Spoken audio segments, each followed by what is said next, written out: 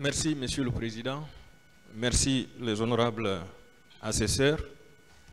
Moi, j'ai une proposition de solution à soumettre au tribunal par rapport aux problèmes posés par la défense.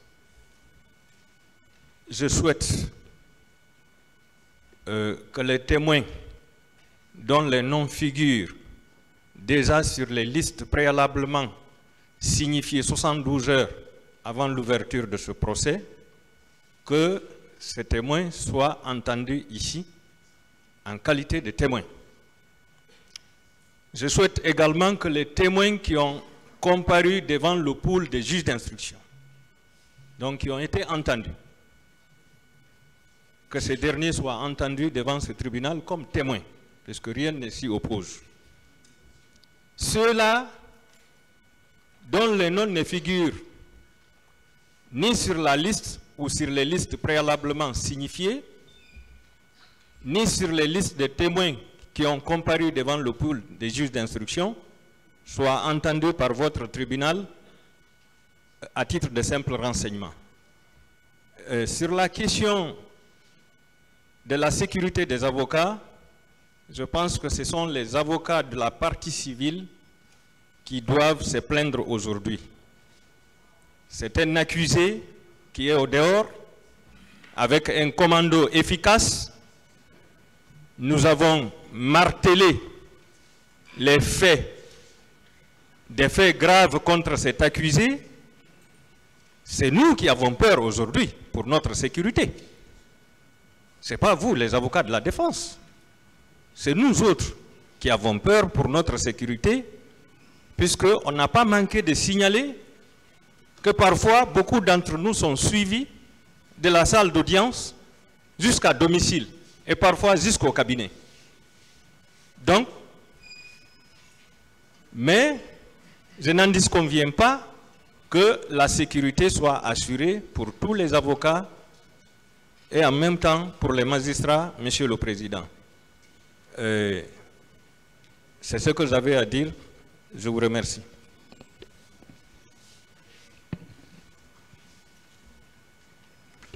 Je vous remercie, Monsieur le Président, de m'avoir donné la parole pour donner notre position par rapport à l'opposition faite par la défense à la déposition des témoins ce matin.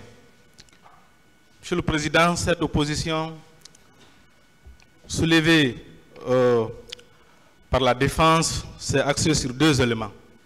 Le premier élément, c'est la supposée absence de notification ou de signification de ces témoins préalablement, conformément à l'article 390. Et le second élément, c'est la supposée absence de nom. Ceci dit, Monsieur le Président, je voudrais, même si le parquet a déjà emprunté notre chemin, tout d'abord faire lecture de cette disposition de l'article 390, pour être plus précis, qui dit ceci.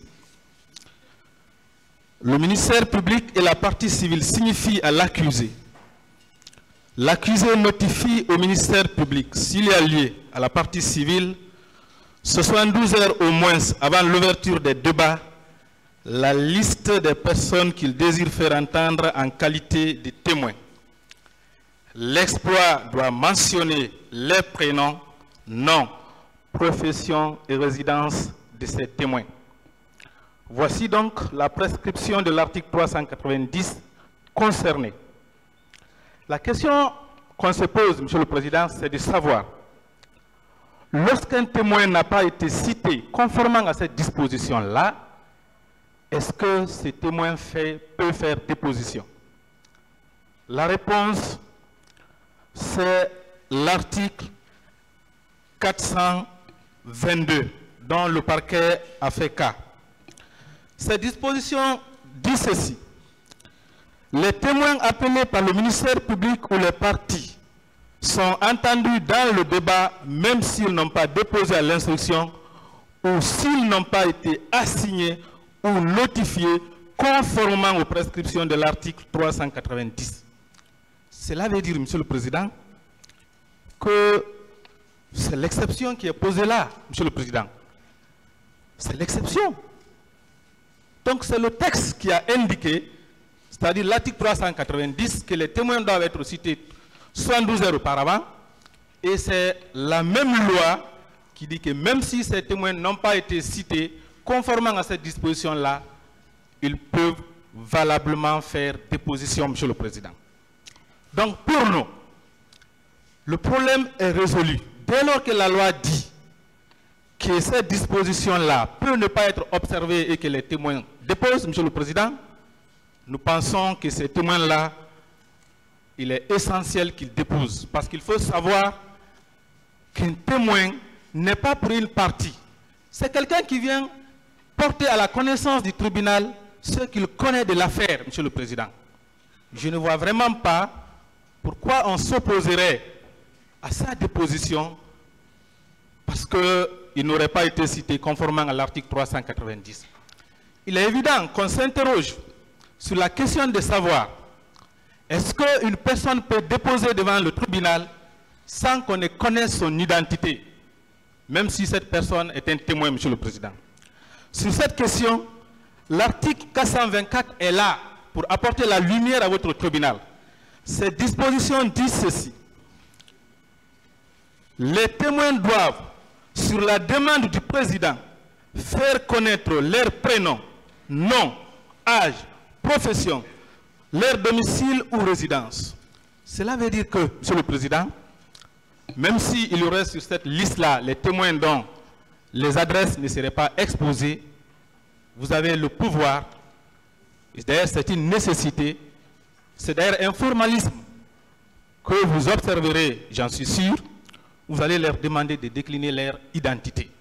Cela veut dire, Monsieur le Président, sur la base de l'ensemble du développement que j'ai fait, Monsieur le Président, qu'il s'y est de bien vouloir, Monsieur le Président, rejeter l'opposition formulée par la défense à la déposition des témoins et autoriser à ces témoins-là de bien vouloir déposer. En le faisant, Monsieur le Président, je pense que vous aurez une nouvelle fois fait une saine appréciation de la règle des droits. Je vous remercie. L'audience est suspendue. Vous pouvez rejoindre votre place d'abord.